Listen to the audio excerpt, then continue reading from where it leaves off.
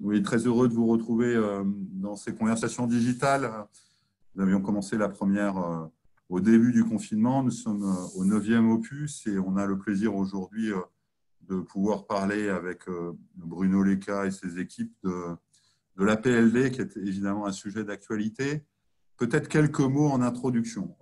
D'abord, moi, je voulais saluer l'implication à la fois de la DGEFP, bien sûr, du ministère du Travail sur tout le travail qui a été effectué depuis le début du confinement. C'est juste à la fois remarquable, à la fois sur la réactivité, sur la pertinence et sur les moyens qui ont été déployés pour faire en sorte que nos entreprises restent compétitives et puis, dans la mesure du possible, également préserver les emplois et les compétences. Peut-être aussi évoquer le timing, c'est-à-dire qu'on a le sentiment, on aurait tous souhaité que cette rentrée soit plus heureuse. On voit bien que la crise sanitaire est toujours d'actualité et qu'il va falloir encore vivre, j'espère, pour quelques semaines, quelques mois avec le virus. Et donc, on rentre dans un temps 3. On a eu le confinement, le déconfinement, et on rentre dans une période où il va falloir qu'on prenne des décisions, que les entreprises puissent vraiment, dans cette période particulière, décider pour maintenir leur compétitivité et puis revenir vers les partenaires sociaux également et les salariés sur les perspectives d'emploi, avec un sujet vraiment majeur qui est d'éviter à tout prix le passage par la case chômage. Ensuite, on est dans le cœur, un des éléments, un des axes du plan de relance sur la partie emploi, formation. C'est vraiment, je pense, un axe important.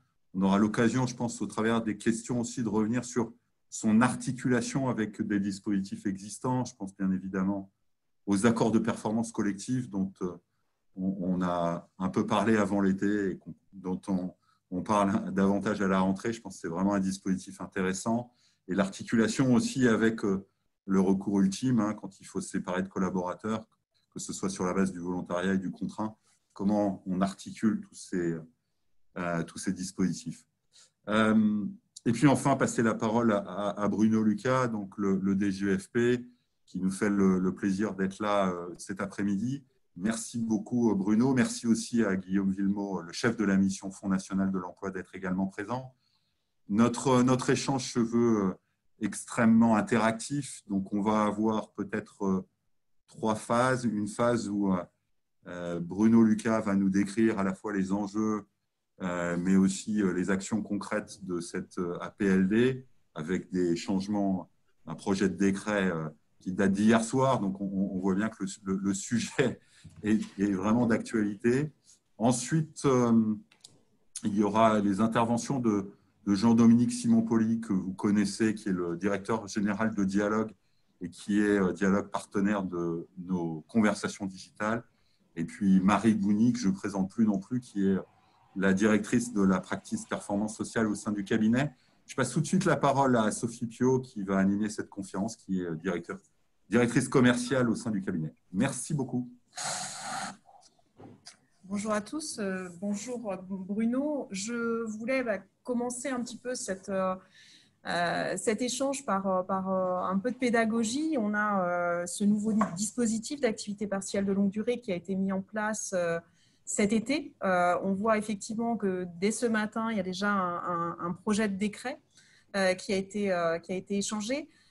L'idée aujourd'hui, c'est est-ce que vous pouvez échanger avec nous et nous repréciser les enjeux de la PLD finalement et les objectifs et pourquoi finalement ce dispositif il a été mis en œuvre et comment il va s'articuler avec les autres dispositifs d'activité partielle. D'abord, bonjour à tous et merci de l'invitation. Je suis très heureux avec Guillaume Villemot de pouvoir échanger avec vous aujourd'hui, à la fois parce que c'est très important pour nous de partager ce qui est possible avec ce dispositif. Mais j'arrive pas à mettre la. Je vois que, mais j'ai pas le son. C'est un peu chiant. T'es en visio? Oui. Je ne sais pas si vous m'entendez. Oui, on vous entend bien. Très bien. D'accord. Oui, donc c'est important pour nous de partager les éléments de ce dispositif dont j'indiquais que nous en attendons beaucoup pour accompagner les entreprises et les salariés dans la période complexe, hein, vous l'avez rappelé dans l'introduction tout à l'heure, que nous traversons et dont nous sentons bien qu'il y a un certain nombre quand même d'incertitudes sanitaires, mais aussi économiques, qui doivent être prises en compte. Je dirais que ce dispositif, il s'inscrit dans une panoplie maintenant assez large d'outils qui ont été mis en place par l'État pour accompagner les entreprises et les salariés et faire face à cette crise, avec une première réponse, j'allais dire, un peu tactique, qui a été celle de l'activité partielle au moment de la crise sanitaire, avec l'idée très rapidement d'être en capacité d'éviter que l'ajustement se fasse par le passage sur le marché du travail et que d'une part, pour les salariés, ça se traduise par une trajectoire interrompue, brisée, et que d'autre part, pour les entreprises, ça se traduise par la perte de compétences dont ils vont avoir vraiment besoin dont elles vont vraiment avoir besoin pour poursuivre leur activité. Mais la réflexion large, d'ailleurs, il y a eu un certain nombre de propositions qui ont été mises sur la table, notamment par la métallurgie, mais aussi par bien d'autres acteurs, a conduit à identifier la nécessité de disposer d'un deuxième outil, d'un deuxième compartiment qui permette peut-être, dans une approche un petit peu plus stratégique, un peu plus moyen terme, et pour prendre en compte la situation finalement dans laquelle sont un certain nombre d'entreprises aujourd'hui, où elles ont de bonnes certitudes, ou en tout cas des éléments assez solides de tour à une activité normale et à leur développement normal à une échéance donnée, mais cette échéance peut être assez lointaine. Et donc, nous avions besoin, donc, dans les outils à mettre finalement à la disposition des entreprises pour les accompagner dans ce type de situation, nous avions besoin d'un outil qui ne soit pas l'activité partielle telle que nous l'avons déployée pendant le confinement. Et nous avons fait grossir, avec des paramètres très différents de ce qui existait avant la crise, un dispositif finalement assez de court terme. Et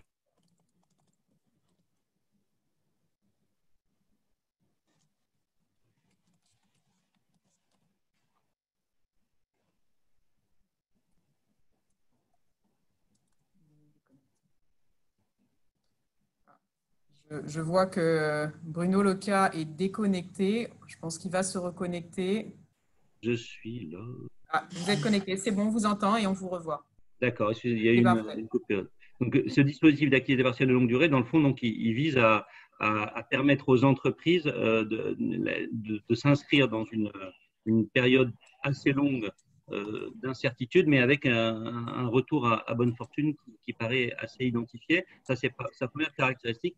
Et sa deuxième caractéristique, c'est qu'il fait le pari, je crois, très raisonnable de parier sur un accord entre les partenaires sociaux de l'entreprise et finalement une logique un peu gagnant-gagnant où chacun fait un effort pour préserver l'emploi, préserver la trajectoire économique de l'entreprise et surtout se donner une capacité à rebondir une fois que la crise sera passée. Donc, je crois que c'est le sens profond de ce dispositif et c'est la raison pour laquelle il est très important pour nous d'en partager les paramètres et c'est aussi important pour nous d'avoir des échanges du type de celui que vous organisez parce que ça permet aussi de nous nourrir de toute une série de questions très pratiques. La mise en œuvre opérationnelle de ce type de dispositif un peu nouveau fait émerger toute une série de questions, d'articulation, c'est évoqué tout à l'heure, ou des questions de mise en œuvre qui appellent des réponses très opérationnelles, soit réglementaires, un certain nombre d'évolutions qui vont être apportées, ça a été indiqué au dispositif tel qu'il avait déjà été installé en juillet. Mais il y a d'autres questions qui se posent qui appelleront des éléments de doctrine à partager avec nos services déconcentrés, les directs, pour justement être au plus près du terrain, être au plus près des problématiques que vont se poser les partenaires sociaux dans les branches et les entreprises. Et aujourd'hui, cet échange que nous avons aujourd'hui, pour nous, il fait partie de cet effort de partage au moment où le dispositif s'installe. Merci beaucoup, Bruno. L'activité partielle, elle permet de préserver les emplois, les compétences. Ces dispositifs, ils ont un coût. Est-ce que vous pourriez partager avec nous un petit peu les grands chiffres des enjeux économiques et sociaux qu'on a devant nous et qu'on veut effectivement juguler grâce à ce type de dispositif? Alors, on le sait, un certain nombre d'entreprises rencontrent aujourd'hui des difficultés. Ça se traduit par un certain nombre de restructurations qui sont lancées.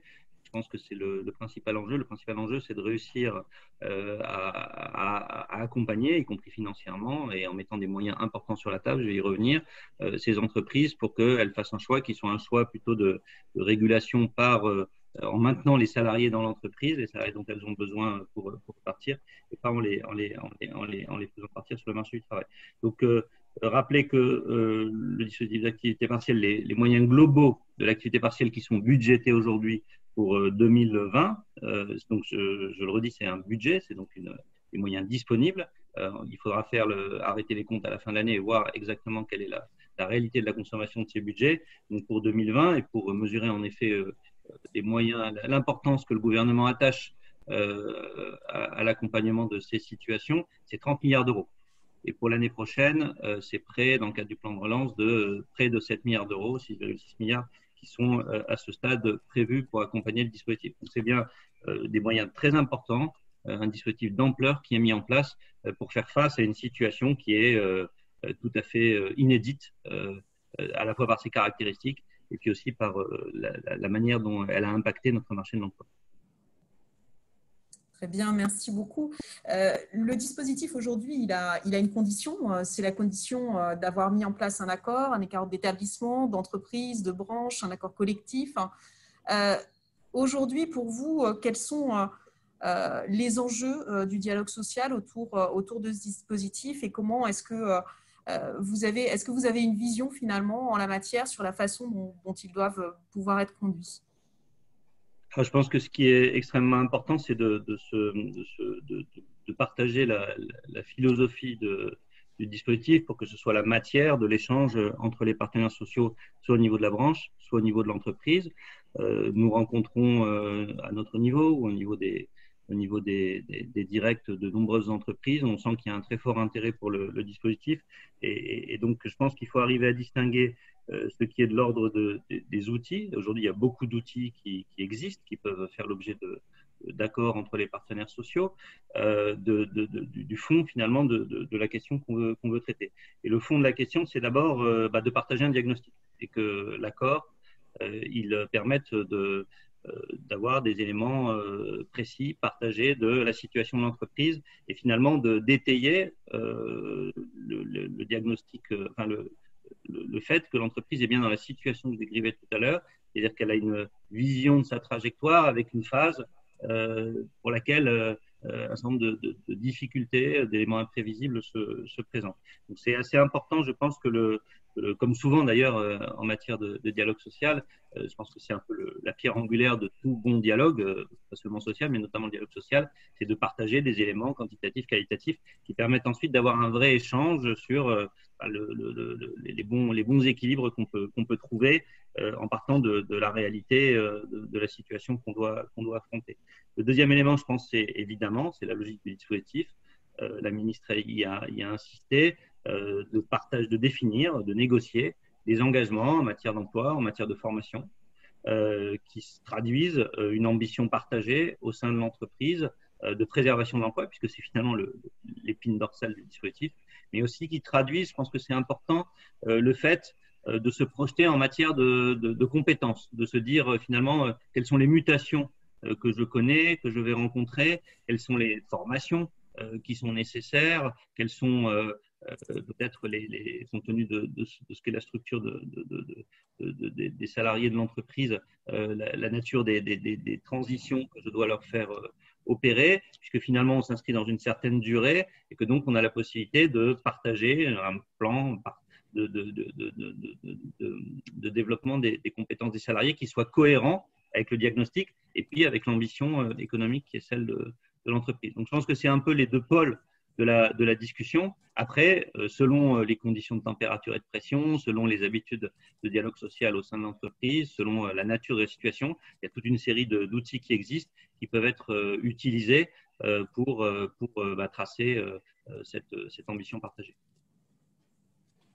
Merci beaucoup, Bruno.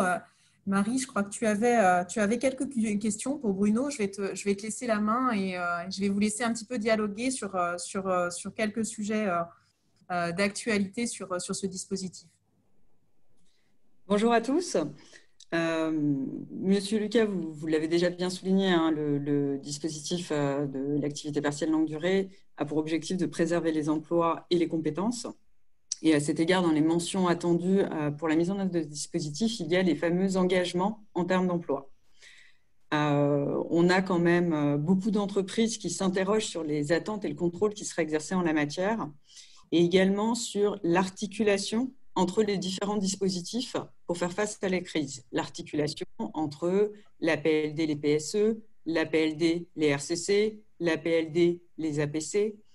Et concrètement, il y a beaucoup de questions qui se posent autour du cumul possible, notamment par exemple en termes de PLD-RCC ou APLD-PSE, parfois sur des périmètres différents, par exemple différents établissements ou des métiers distincts. Donc, est-ce que là, il y a une doctrine qui est déjà clarifiée pour vous sur ces questions-là? Alors, je pense qu'il y a je pense que le cœur de la doctrine, il est à peu près stabilisé. Mais je pense qu'en revanche, c'est ce que j'indiquais dans mon introduction, à travers les échanges que nous avons avec des entreprises, avec des branches, on se rend bien compte qu'il y a toute une série de questions très des difficultés de fond qui sont légitimes que peuvent rencontrer les entreprises dans la mise en œuvre de ces articulations et qui appellent probablement des précisions. L'une des difficultés qui a été identifiée, par exemple, concerne les plans de départ volontaires pour lesquels nous allons, vous évoquiez tout à l'heure le fait qu'une évolution réglementaire était en cours de concertation, était envisagée, et elle vise précisément à sortir les départs volontaires du champ des ruptures qui peuvent donner lieu à remboursement de la PLD. Donc ça, c'est une évolution qui vient des échanges que nous avons eu avec un certain nombre d'entreprises qui ont montré qu'il y avait une difficulté. Donc, il y a quelques curseurs de cette nature qui vont permettre de préciser probablement la manière dont le dispositif s'articule sur les deux éléments que vous indiquez. Je pense qu'il faut distinguer différents sujets. La manière dont les entreprises décident d'articuler une RCC, la PLD, une APC, une APLD, la manière dont ils veulent structurer leurs accords, ça, à la limite, encore une fois, ça dépend vraiment de la manière dont les partenaires sociaux souhaitent s'emparer du sujet, savoir s'ils souhaitent segmenter ou traiter les sujets ensemble. Et je pense que c'est important que le dispositif il permette cette souplesse, puisque le dialogue social, il se décline pas de la même manière dans toutes les entreprises selon leur configuration. S'agissant des PSE, ils sont en effet compatibles avec le recours à la PLD. Le sujet va être que ce ne soit pas sur les mêmes périmètres. Puisqu'évidemment, la PLD, ça vise à maintenir des salariés dans la durée en emploi. Donc, il est tout à fait possible, et c'est même la logique du dispositif pour une entreprise, d'avoir une phase de finalement discuter avec ses partenaires sociaux à la fois d'une restructuration et de la PLD. C'est un équilibre global qui est trouvé, qui permet de trouver une trajectoire de préservation de l'emploi qui soit compatible avec l'équilibre économique de l'entreprise, qui nous ramène à la nécessité de bien partager le diagnostic en amont. Voilà, tout ça pour dire que l'articulation entre les dispositifs, elle est possible. La PLD n'exclut pas la mobilisation des autres dispositifs, mais il faut en respecter la logique, qui est une logique de, finalement, à travers ce dialogue social et l'accord d'entreprise ou la logique de déclinaison d'un accord de branche, finalement de protection de l'emploi, qui est celle du dispositif. Alors après, derrière la question que vous avez posée, il y a toute une série de questions évidemment plus précises qui vont devoir donner lieu à des précisions en termes de doctrine ou éventuellement de bouger des curseurs réglementaires. C'est des travaux que nous continuons à conduire sur la base du socle de principes que je viens d'évoquer. Très bien, merci. Maintenant, sur le volet formation, vous l'avez évoqué, hein, il y a une ambition en matière de formation dans ce nouveau dispositif. Nous, ce qu'on a pu constater en fait pendant le confinement, c'est globalement les entreprises ont été prises de court. Hein. Les questions liées à la protection sanitaire des collaborateurs ont mobilisé quand même beaucoup la fonction RH et beaucoup de fonctions de l'entreprise. Et l'opportunité n'a pas pu être saisie dans beaucoup de structures en matière de recours concomitant à l'activité partielle et à la formation. Là, dans le dispositif d'APLD tel qu'il est précisé par le décret du 28 juillet, on voit qu'il y a des engagements qui sont attendus en termes de formation. concrètement, sur ces éléments-là, quelles sont vos attentes, quels sont également le contrôle qui pourra être exercé sur le respect des engagements, enfin la teneur et le respect des engagements en matière de formation par les entreprises?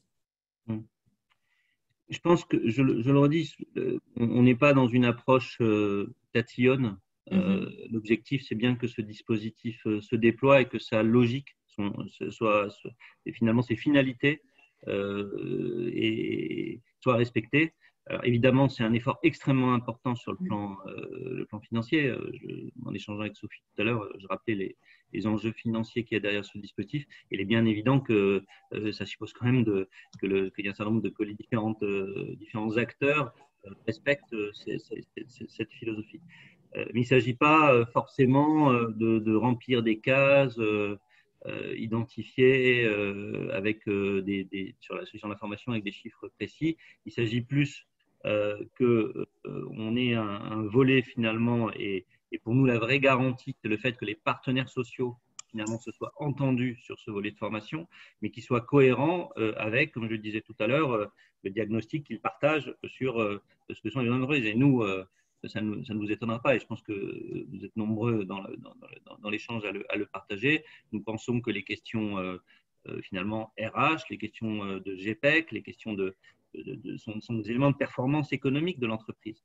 Et donc, ce qu'on attend finalement, c'est que ce volet formation, il contribue à la performance économique et d'emploi de l'entreprise et dans la durée. Et en profitant du fait que dans cette période d'APLD, il va y avoir des temps qui ne seront par définition des temps non travaillés. Et comme dans la période de confinement, où, comme vous l'avez rappelé, cette possibilité de formation existait. D'ailleurs, nous l'avions financé en partie avec un dispositif qui s'appelle le FN de formation. Comme dans cette période, nous allons reconduire pour les entreprises à des conditions qui seront un peu différentes, avec un reste à charge qui devra être pris en charge par l'entreprise, mais avec un taux d'intervention élevé. Nous allons de nouveau financer un certain nombre d'entreprises au titre de ce volet formation. Ce qui compte pour nous, c'est que la logique, que la démarche, que le volet formation existe, soit structuré, mais nous n'allons pas rentrer dans un contrôle tatillon en mettant des seuils, des volumes de salariés formés. Ce n'est pas l'esprit du tout de ce dispositif. On souhaite le plus souple, le plus adaptable aux situations différenciées des entreprises. J'avais une question, Bruno.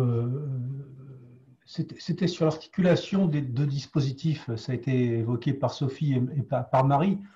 Moi, c'était les deux dispositifs APLD d'un côté et prêt de main-d'œuvre de l'autre.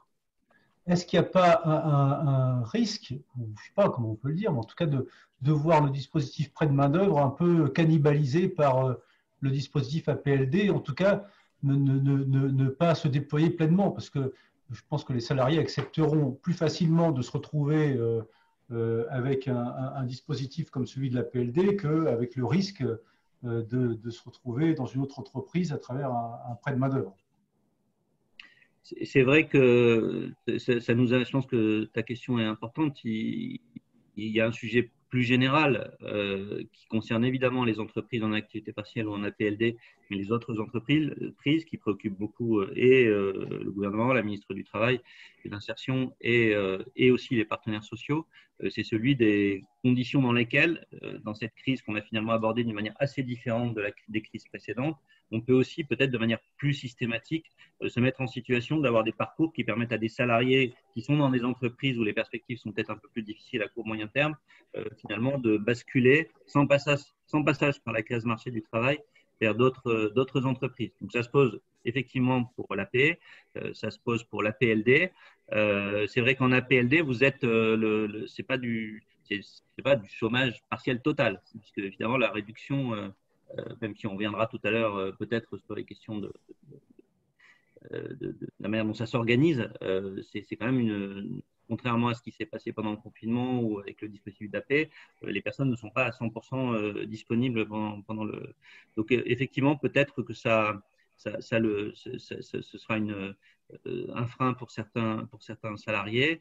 Maintenant, le dispositif d'APLD, il a une vocation, c'est quand même de préserver les salariés qui sont en APLD, c'est de préserver leur présence dans l'entreprise et ils continuent à travailler. Donc, du coup, je trouve que ça se peut-être moins un sujet. En revanche, je pense qu'en effet, la question du prêt de main-d'œuvre, la manière dont on peut organiser ce type de parcours. C'est vraiment une question très importante, plus générale, qui se pose dans la situation d'activité partielle, mais qui se pose aussi peut-être pour des entreprises qui ne sont ni en AP ni en APLD. Mais c'est un sujet d'une nature un peu différente. En tout cas, merci pour ces précisions. Hein, je pense que vraiment la question de l'articulation des différents dispositifs et de la boîte à outils des véhicules juridiques ou des process pour faire face à la crise est vraiment fondamentale. La question du prêt de main-d'œuvre et voilà, de l'incitation possible à la mobilité des collaborateurs dans le cadre concurremment d'un dispositif d'activité partielle est importante. Et puis, les précisions que vous avez apportées vraiment sur voilà, l'articulation PDV, RCC, PSE sont vraiment très importantes. Moi, ce que j'ai cru comprendre par rapport à ce que vous venez de nous dire, c'est bon, déjà l'importance du dialogue social pour porter ce dispositif. Et donc, une forme de latitude quand même qui est laissée aux partenaires sociaux, notamment dans l'utilisation des dispositifs. Après, c'est vrai qu'en pratique, on nous remonte à un certain nombre de questions, finalement, du type est-ce que je peux mettre dans un même accord une RCC et un dispositif d'APLD?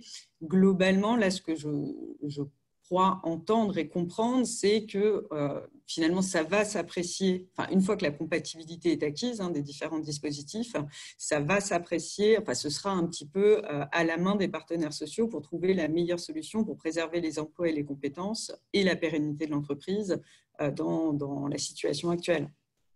C'est tout à fait ça, Marie.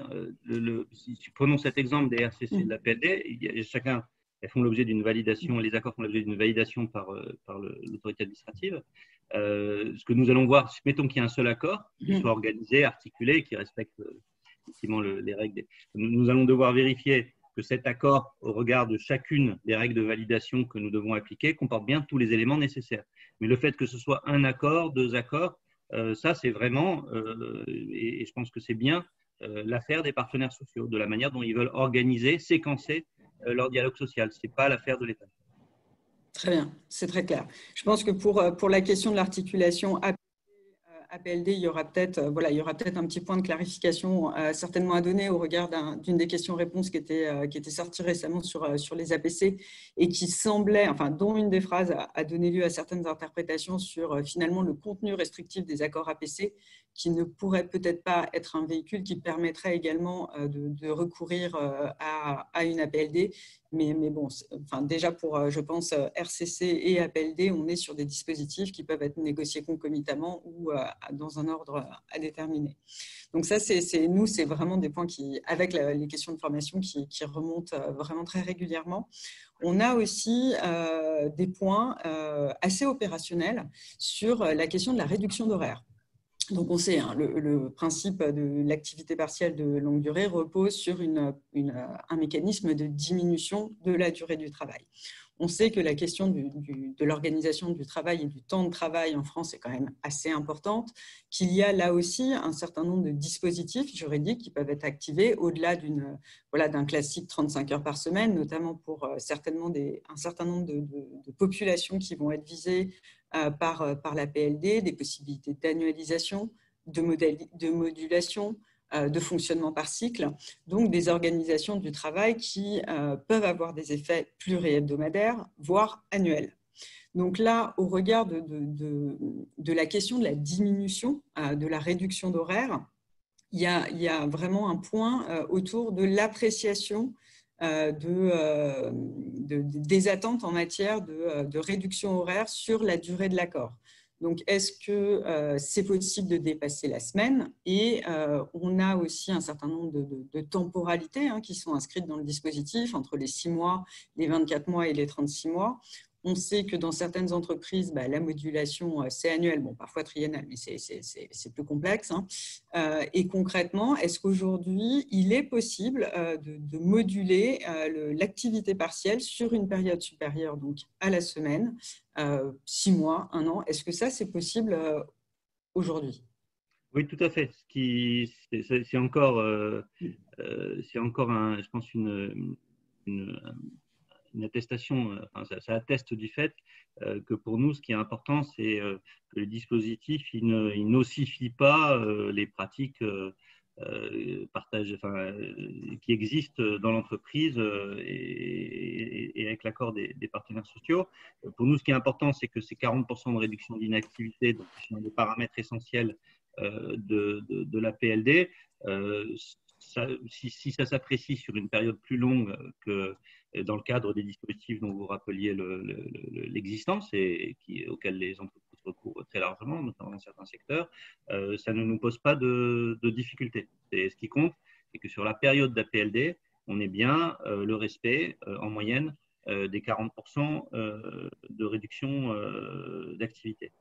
On a d'ailleurs noté que la métallurgie, l'accord a été étendu, a ouvert d'ailleurs la possibilité du lissage de l'indemnité d'APLD pour les salariés concernés. Ce qui, là aussi, c'est un échange, c'est un point de doctrine qui a été arrêté, ne pose pas de difficulté. La seule contrainte étant que, ex post, si on se rend compte qu'il y a eu plus d'heures travaillées que ce qui était prévu, évidemment, il y a éventuellement une régularisation des allocations qui ont été versées à l'entreprise à hauteur de l'écart. Mais ça, c'est de la mécanique technique qui n'empêche absolument pas les entreprises de s'engager dans cette logique. D'accord. Bah oui, opérationnellement, c'est effectivement une des attentes assez fortes qui nous avait été remontée, sur lesquelles votre éclairage est fondamental. Aussi, peut-être pour rester un petit peu dans le côté opérationnel, mais on est beaucoup confronté à ça dans la situation actuelle, il y a des questions autour un petit peu des documents administratifs à remplir, des modèles sur le suivi et le reporting auprès de l'administration de l'activité partielle de longue durée. Et est-ce que des outils dédiés en ligne vont être mis en place pour les demandes? Oui, mais également pour le suivi, à l'instar de ce qui a pu être fait en matière de portail PSE, par exemple. Je vais laisser Guillaume Villemot, qui est à la manœuvre sur ces sujets, du coup, répondre.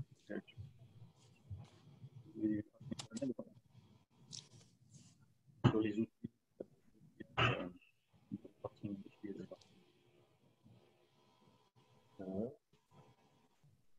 Bonjour à tous. Pardon, je vais moi aussi me donner un petit peu d'air. Oui, on est encore en train de construire les outils, comme l'évoquait Bruno, et on va préciser bien sûr le décret de suivi attendu à ce stade. Ce qui est prévu dans le texte, vous l'avez vu, c'est une forme de bilan au bout de 6 mois avant la demande de renouvellement de nouvelles autorisations par l'autorité administrative. Ici, il s'agit de revenir un petit peu devant les partenaires sociaux et de demander un petit peu, de présenter le bilan d'évolution de l'accord. On n'est pas dans un suivi quantitatif et qualitatif extrêmement précis. L'idée est de refaire un petit peu, non pas une clause de revoyure, il ne faut pas penser ça comme un préalable pour une nouvelle autorisation.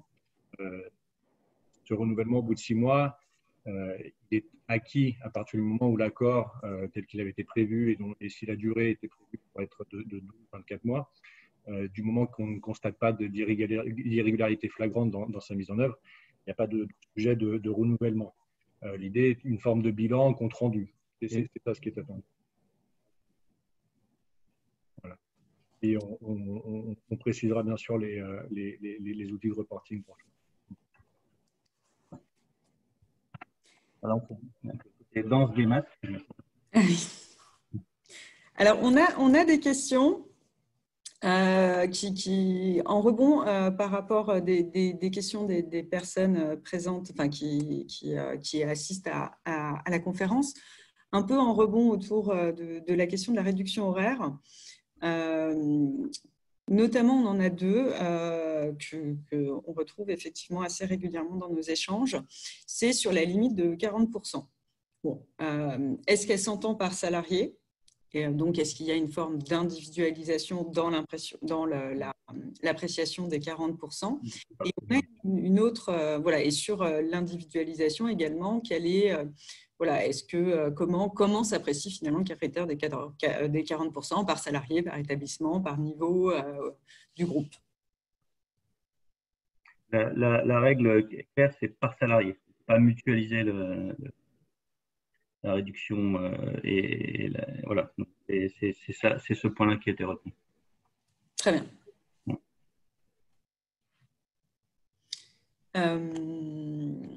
Peut-être les sanctions aussi, hein, même si effectivement c'est des points où globalement le décret a déjà apporté un certain nombre de précisions, mais je pense que c'est toujours nécessaire de revenir sur ces éléments. Quelles sont aujourd'hui les sanctions prévues en cas de non-respect des engagements en termes d'emploi et ou de formation professionnelle? D'ailleurs, est-ce que c'est les mêmes sanctions qui pourraient trouver à s'appliquer? Notamment, quel est le niveau de granularité? Est-ce que c'est un remboursement? Est-ce qu'une entreprise, par exemple, pourrait s'exposer à un remboursement de toutes les allocations qu'elle a pu percevoir? Est-ce que même cela pourrait, le cas échéant, avoir un impact sur la validité d'un PSE potentiel? Voilà, quelles sont aujourd'hui les sanctions qui semblent envisageables en cas de non-respect des engagements? Je pense qu'il faut distinguer deux choses. Il y a les engagements en termes d'emploi et de formation. Guillaume en a un peu parlé, qui, avant chaque renouvellement, sont examinés, doivent être remis et sont examinés. Donc, le renouvellement est acquis et naturel, mais c'est quand même le fait de faire le bilan de ces engagements est un point important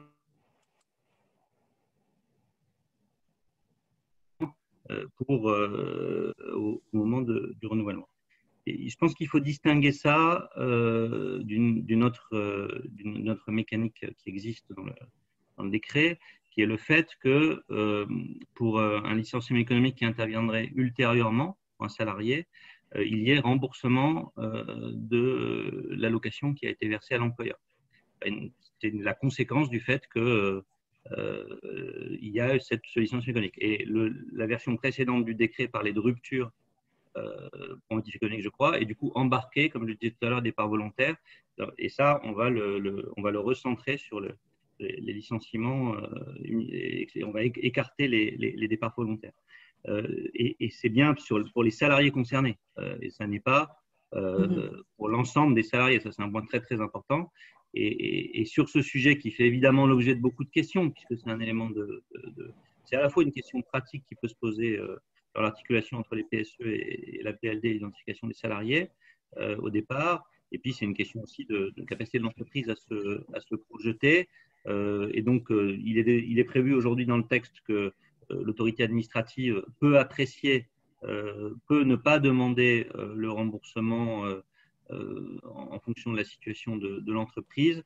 Et sur ce sujet, nous sommes en train c'est un des points sur lesquels nous sommes en train de réfléchir pour savoir comment, en respectant cette règle qui est la traduction dans le fond de l'engagement que prend l'entreprise, comment éventuellement prendre en compte un certain nombre de situations où il y aura une dégradation plus rapide de la situation de l'entreprise et pour pouvoir prendre en compte ces situations et ne pas avoir un coup près qui soit trop mécanique. Voilà. Donc c'est comme ça qu'il faut, je pense, prendre le sujet. Et c'est bien par salarié que ça se pose d'un côté. Il y a la question du remboursement et de l'autre côté, il y a les engagements en termes d'emploi. Et je dirais ces engagements, ce qui est important aussi, c'est que c'est des engagements qui sont pris, contractualisés par les partenaires sociaux. Ce qui est important pour nous aussi, c'est que c'est des éléments qui traduisent et qui sont partagés sur la mise en œuvre concrète des engagements qu'ont partagés les partenaires sociaux. Moi, je voulais juste, Bruno, revenir sur ce que tu viens d'évoquer. Comme tu le sais, on travaille sur des plateformes de mobilité territoriale qui permettraient à des emplois qui sont non pourvus aujourd'hui d'être occupés demain par des gens qui seraient sur des emplois fragilisés ou des emplois supprimés, via évidemment une action importante de formation, en sécurisant notamment le contrat de travail, via pourquoi pas le CDI intérimaire. Donc, c'est un peu complexe, mais ça permettrait simplement de fluidifier des entreprises qui ont des problèmes d'activité, qui doivent se séparer de collaborateurs. Et puis, malheureusement, à l'heure où on se parle, des milliers, des dizaines de milliers, voire des centaines de milliers d'emplois non pourvus, pour différentes raisons, et notamment d'attractivité, mais aussi d'adéquation entre l'offre et la demande. Est-ce que finalement, pour pousser un peu le bouchon dans le dispositif, ces entreprises qui seraient amenées à se séparer de leurs collaborateurs, mais qui auraient investi fortement dans la formation, et notamment pour pouvoir ces métiers dans les territoires, est-ce qu'il n'y aurait pas quelque chose, on va dire, non pas d'intelligent, mais qui primerait finalement les entreprises qui sont, je ne vais pas utiliser le terme vertueux, mais quand même, c'est-à-dire qui ont vraiment une logique de responsabilité sociale en formant leurs salariés et ensuite en faisant en sorte que ces salariés aient un contrat demain sur des emplois non pourvus ou des emplois d'avenir. L'avenir, pour les Français, c'est toujours un peu lointain, mais est-ce que là, il n'y a pas une réflexion ?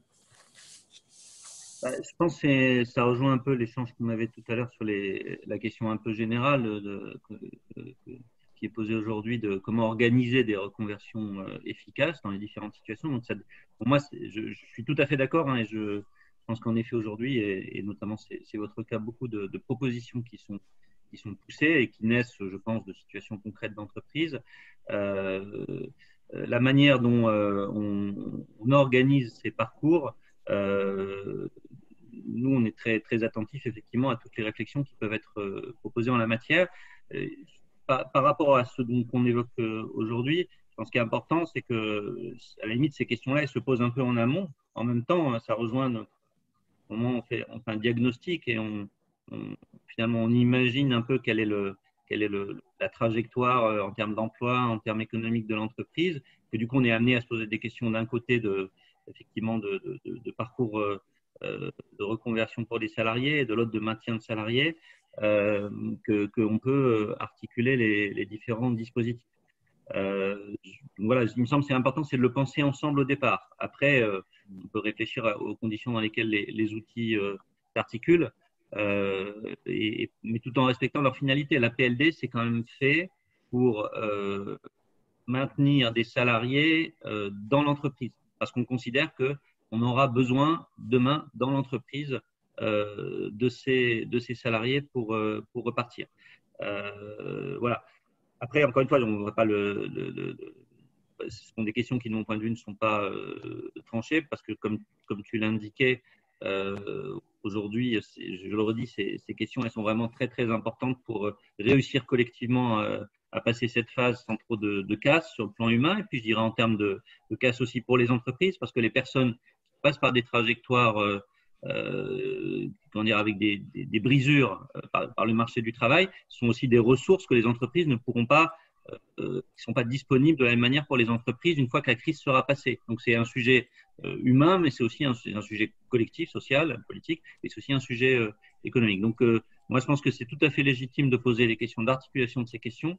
Après, il faut, s'agissant de la PLD, en effet, le mobiliser dans le cadre et dans les finalités qu'on partage depuis tout à l'heure. Autre point, peut-être sur un sujet d'articulation, mais moins des dispositifs que des niveaux de négociation. Là, c'est plus pour une confirmation. Donc, une des questions des personnes qui nous écoutent, c'est notamment est-ce que le document unilatéral est possible s'il y a un accord de branche, type métallurgie, Syntec. Là, voilà, le décret est organisé comme ça. Voilà, est organisé comme ça. Et ça peut aussi, voilà, avec les négociations de branches à venir, la question aussi parfois de l'articulation des niveaux de négociation. Si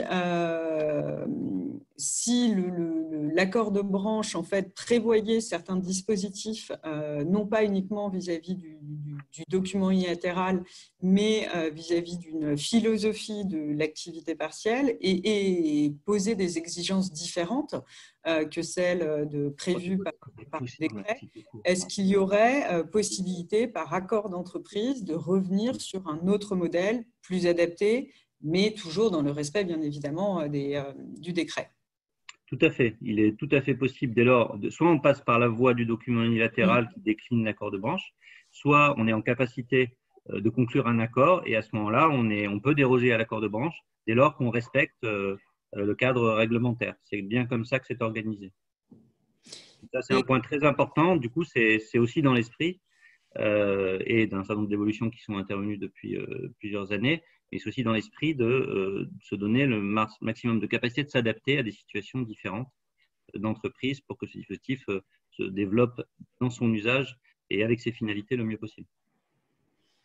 Et à cet égard, ce qu'on a cru observer dans l'éventuel projet de décret à venir, enfin dans le projet de décret qui sera à venir fin septembre, c'est qu'il y avait un point qui était relativement important, c'était quand même la date du 1er octobre, au regard des enjeux financiers qui sont quand même colossaux, et pour les finances publiques, mais également pour les entreprises. Dans ce qui avait été prévu dans le décret du 28 juillet, c'était un système où, pour les accords qui auraient été conclus ou les dispositifs mis en place sur la base d'un accord de branche conclu avant le 1er octobre, transmis à l'administration avant le 1er octobre, on avait une indemnisation à hauteur de 60% pour l'entreprise et 56% après. Voilà, on a cru voir que effectivement la date du 1er octobre sur le passage de 60 à 56 allait peut-être évoluer et que finalement la place donnée au dialogue social et l'incitation à négocier allait perdurer bien au-delà du 1er octobre finalement, puisqu'on resterait sur un système où finalement il y aurait peut-être 60% même après le 1er octobre. Vous avez bien lu, ce qui ne me surprend pas. Et en effet, il y a la logique de ce passage à 56%, c'était peut-être de bien installer le dispositif. Maintenant, la situation a un peu évolué. On a été à l'écoute de ce que nous disaient les branches et les entreprises. J'ai été saisi, le cabinet ministre aussi, de demandes en indiquant que des démarches de négociation étaient en cours et qu'elles ne pourraient pas forcément atterrir à cette échéance. Et donc, ce qui a été décidé, en effet, c'est de supprimer ce palier et donc de maintenir à 60% l'allocation, quelle que soit la date de conclusion de l'accord de branche. Très bien. Je pense qu'effectivement, pour le dialogue social, ça va. Enfin, on avait un certain nombre d'entreprises qui étaient effectivement dans les starting blocks et au regard des calendriers sociaux à venir et de l'importance d'articuler tous ces dispositifs, ça redonne un petit peu de lest pour un certain nombre d'entreprises et je pense qu'elles sont plutôt ravies, en l'occurrence, de cette évolution. On avait une autre question, alors j'essaie de la retrouver, je suis désolée, oui, sur autour du canal qui permettra de financer la formation. Donc, vous l'avez évoqué, il y aura une réactivation du FNE et la question donc, se poursuivait en mentionnant est-ce qu'une entreprise qui a mobilisé du FNE en activité partielle, donc sur le précédent dispositif, pourra également en solliciter dans le cadre du nouveau dispositif? Sur le FNE, ça fait partie des sujets que nous allons préciser à l'échéance du 1er novembre, sachant que le dispositif est toujours actif aujourd'hui. Je le précise au passage pour les entreprises en activité partielle. Et donc, en effet, nous n'allons pas mettre de conditions d'antériorité en précisant qu'une entreprise qui aurait recouru à l'AP dans cette période très particulière, notamment de confinement que nous avons connu, ne pourrait pas recourir dans le cadre de la PLE au fin de formation. Ça ne fait pas partie des conditions. Maintenant, sur le FNE, il y a probablement toute une série de sujets qu'on sera encore amenés à préciser par écrit. Et je ne doute pas que vous avez déjà beaucoup de questions. On a certaines réponses, mais pas toutes. Merci. Merci.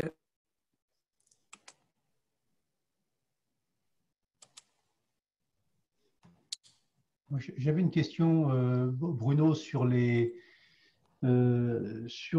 préambule qui présente le diagnostic de la situation économique. Quel va être le regard de l'administration sur ce préambule?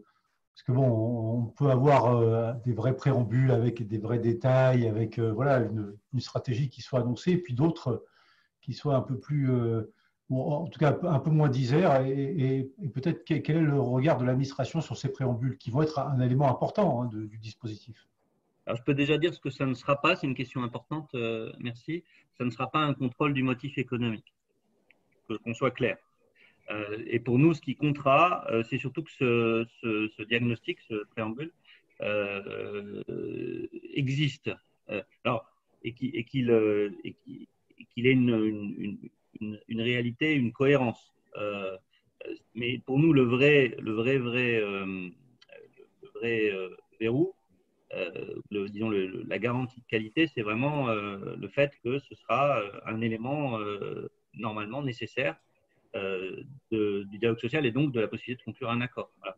Donc pour nous, ce préambule, ce diagnostic, il devra éclairer la situation économique de l'entreprise, sur l'emploi, etc. Mais nous n'allons pas exercer un contrôle ultra fin Oui. et contester le diagnostic de l'entreprise. Nous devons surtout vérifier qu'il existe, qu'il est sérieux, voilà. Mais, et qu'il fait l'objet d'un débat éventuellement. Le fait que ça fasse l'objet d'un débat, c'est aussi un élément d'appréciation de l'administration. Tout à fait. Et le fait qu'il y ait un accord qui comporte le fait que les partenaires sociaux aient signé, c'est aussi un élément. Mais le fait qu'il y ait un débat, c'est effectivement un élément important. Très bien. C'est la contradiction qui souvent éclaire les sujets, c'est vrai. Très bien. Merci. On a d'autres questions. Une question notamment qui demande finalement quels seraient les critères pour valider une dérogation de la PLD à 50%. Alors, je pense que ce qu'il faut, effectivement, cette faculté existe. On n'a pas défini de manière réglementaire les critères qui allont être utilisés. Là aussi, je pense que c'est de pouvoir démontrer que c'est un élément important au regard de difficultés concrètes que rencontre l'entreprise. Et très probablement, c'est un des sujets sur lesquels la doctrine va aussi s'élaborer au regard des situations qui nous seront présentées. Mais là aussi, l'idée est d'être dans cette affaire comme sur les différents sujets qu'on a abordés, différentes composantes de l'accord, c'est de faire preuve de bon sens. Voilà. Là, typiquement, je ne peux pas vous dire, il faudra remplir un document avec quatre critères à respecter. Ils ne sont pas prévus dans les textes et ce n'est pas la logique dans laquelle on s'inscrit. Ce sera simplement qu'il y ait une motivation qui renvoie soit à des problématiques RH de l'entreprise, soit à des problématiques. Est-ce qu'on pourrait envisager, Bruno, c'est toujours Jean-Dominique, est-ce qu'on pourrait envisager que dans une même entreprise, il y ait des salariés qui bénéficient de la PLD à hauteur de 40% d'activité et d'autres qui aient un autre pourcentage? Tout dépend de leur je pense, de leur profil professionnel. Ça peut être envisageable ou pas? Oui, parce que là, pour le coup, ça dépend de l'organisation de l'entreprise, oui, de l'activité. L'organisation de ce qu'on évoquait tout à l'heure, la manière dont le temps de travail est organisé. Et aujourd'hui, on peut avoir différentes organisations qui sont en parallèle, en s'appuyant effectivement sur des catégories de personnel ou sur des activités différenciées. Donc, l'activité partielle, dans ce cas-là, on regardera entité par entité comment les choses s'organisent. Voilà.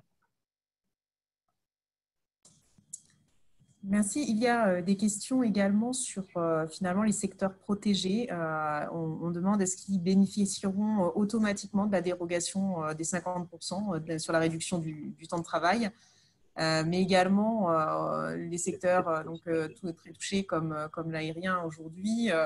Est-ce qu'ils bénéficieront toujours d'un taux d'indemnisation à 100%? C'est deux questions. Il faut bien distinguer les deux dispositifs. Il y a l'activité partielle, et c'est là que se pose la question des secteurs protégés. Et c'est assez logique, puisque comme je le disais tout à l'heure, l'activité partielle, c'est une réponse, entre guillemets, le terme n'est peut-être pas exact, mais c'est pour bien me faire comprendre tactique, qui répond à une situation sanitaire en particulier, et avec un impact spécifique. Et donc, les secteurs en question sont des secteurs qui, soit directement, soit indirectement, parce qu'ils sont fournisseurs de secteurs qui sont très fortement impactés sanitairement, ont accès à ce taux, à l'absence de reste à charge. Mais ça, c'est l'activité partielle. Dans l'activité partielle de longue durée, on est dans une autre logique. Il n'y a pas de secteur protégé.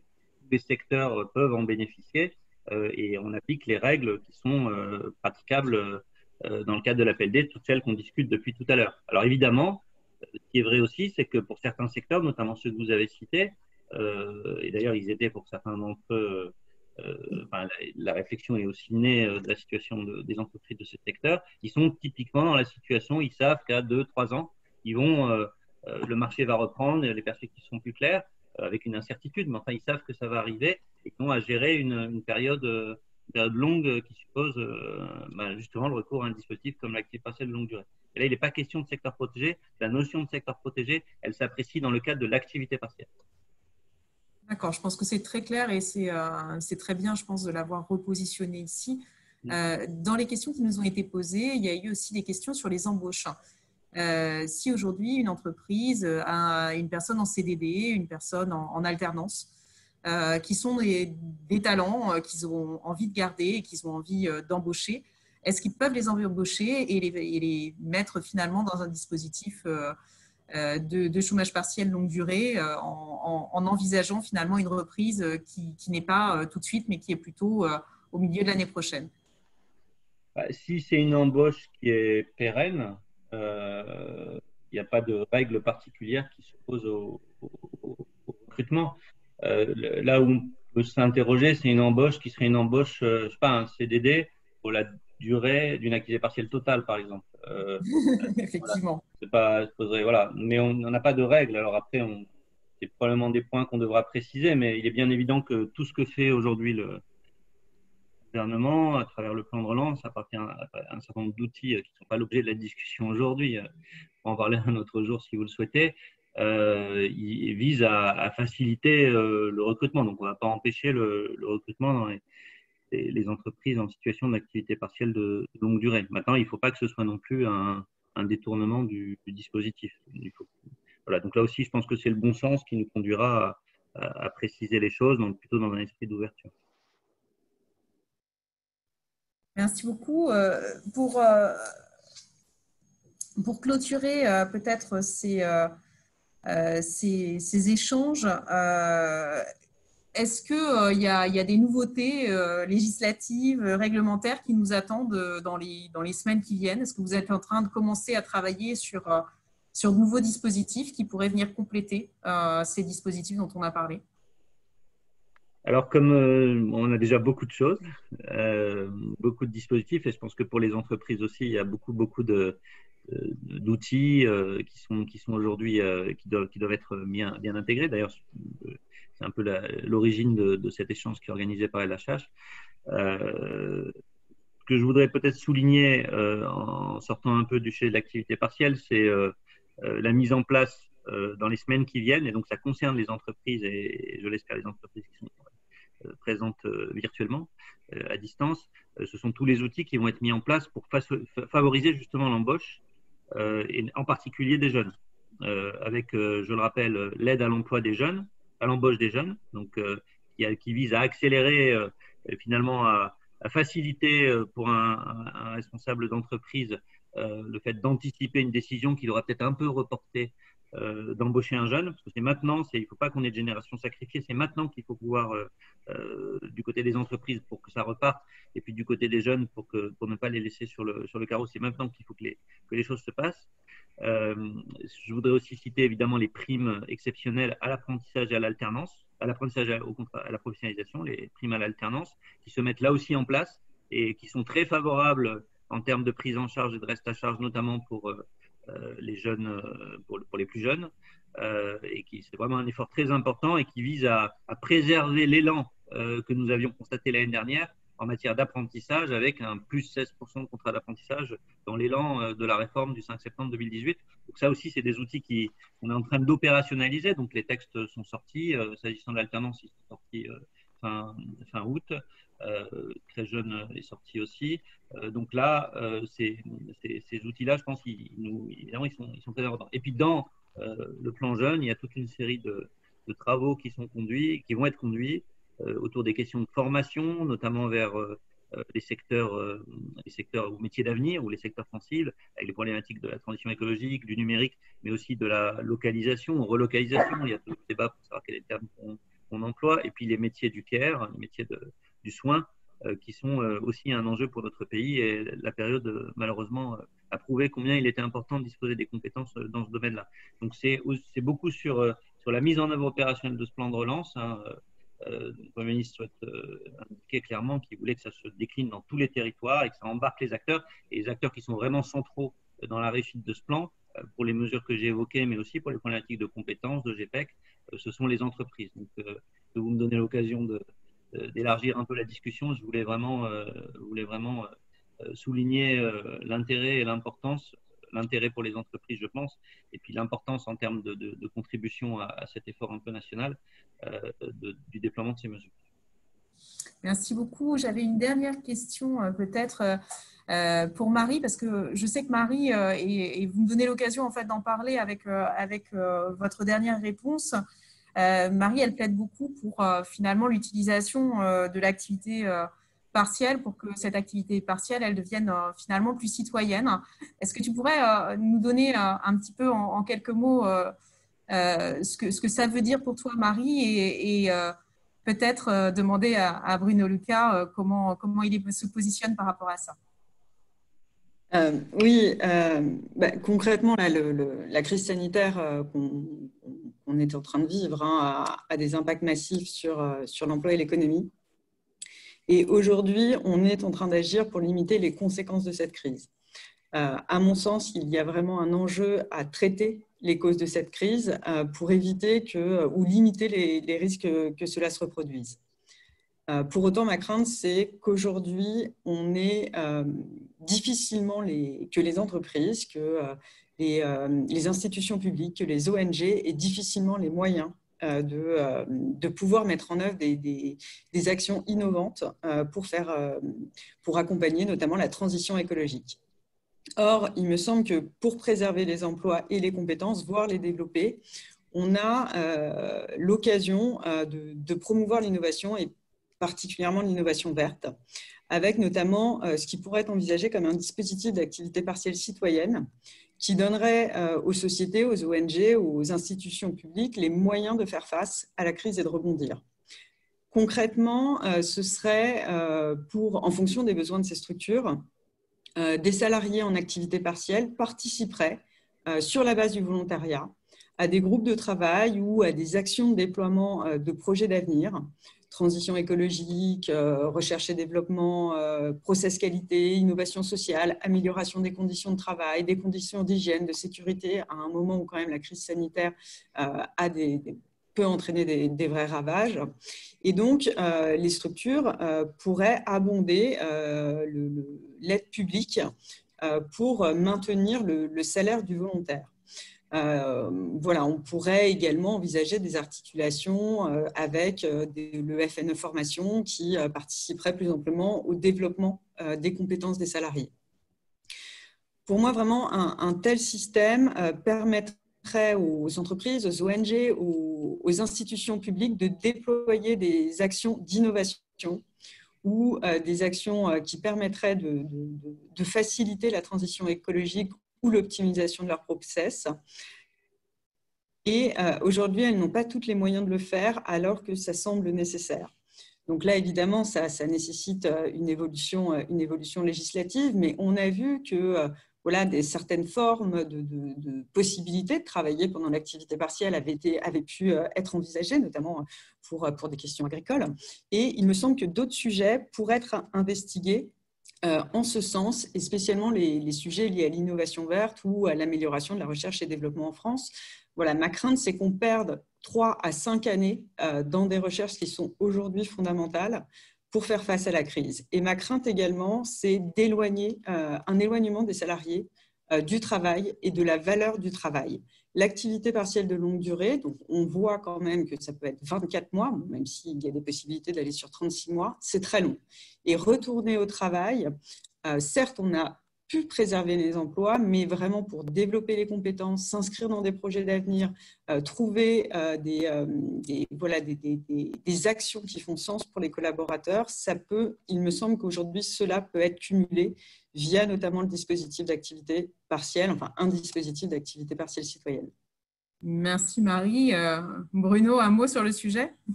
Non, moi je trouve c'est vrai que Marie a fait référence à l'effort qui a été fait pour des raisons comment dire, de temporalité dans l'agriculture. On a eu une difficulté pendant le confinement et donc en effet des salariés en activité partielle ont été recrutés par des entreprises agricoles par des exploitations agricoles pour justement éviter qu'on perde des récoltes.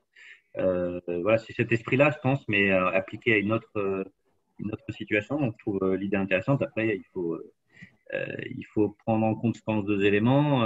C'est que les salariés en activité partielle de longue durée, ils sont pas totalement éloignés du travail puisqu'ils continuent quand même à travailler pour 60% de leur temps. Même si on a vu que ça pouvait. Oui. Voilà. Donc, c'est plutôt la manière dont le temps, la période où le contrat de travail est suspendu et peut-être avec des partenariats possibles avec les entreprises, comment on peut l'utiliser de manière utile pour. Je comprends la logique, donc je trouve que c'est un carburant intéressant à la réflexion. Très, très bien. Peut-être deux mots de conclusion. D'abord, vraiment te remercier sincèrement de ta disponibilité cet après-midi. Moi, j'ai retenu trois mots qui m'ont marqué au travers de cet échange. D'abord, beaucoup de pragmatisme, puisqu'on voit que, notamment dans le nouveau projet de décret, un certain nombre de recommandations ont été entendues et ça va dans le bon sens, donc pragmatisme.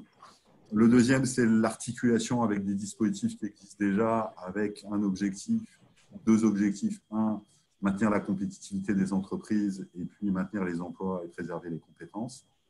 Et puis, ensuite, je pense qu'il y a peut-être dans le cadre de… Et puis, il y a évidemment le dialogue social. C'est-à-dire que tout ça ne peut se faire que si il y a un accord collectif. Mon dernier point, puisque vous avez élargi le débat à mon tour, dans le plan de relance pour avoir eu des échanges avec des leaders syndicaux ces derniers jours, il parle beaucoup de contrepartie. Alors, le Premier ministre est revenu sur le sujet.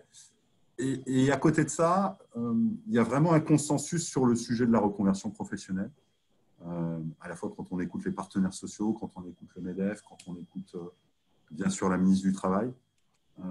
Et je pense que peut-être un des prochains chantiers, et qui serait l'objet d'une nouvelle invitation, Bruno, ça serait de nous parler voilà, de tout ce que vous avez en tête, ce que vous avez déjà initié, ce qu'on pourrait aussi vous proposer. On est assez avancé, nous, sur quelques sujets en la matière, qui pourrait être le sujet d'une nouvelle conversation digitale avec vous et avec toi. Merci beaucoup, en tout cas.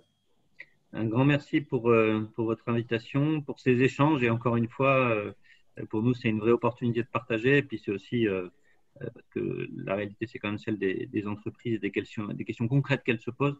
C'est aussi une manière très importante pour nous de nous nourrir. Donc, un grand merci à tous et toujours disponible pour d'autres conversations. Merci beaucoup. Merci. Je rappelle, avant de vous souhaiter un bon week-end à tous, je vous rappelle que ces conversations, elles seront enregistrées. Elles seront d'abord, tous ceux qui ont participé recevront un mail avec un lien et puis ensuite, le contenu sera en ligne sur LinkedIn de façon extrêmement en open source, comme on dit, je pense lundi matin. Voilà, un grand merci. Merci bien. Merci Merci à beaucoup. vous. Au revoir. Au revoir. Merci.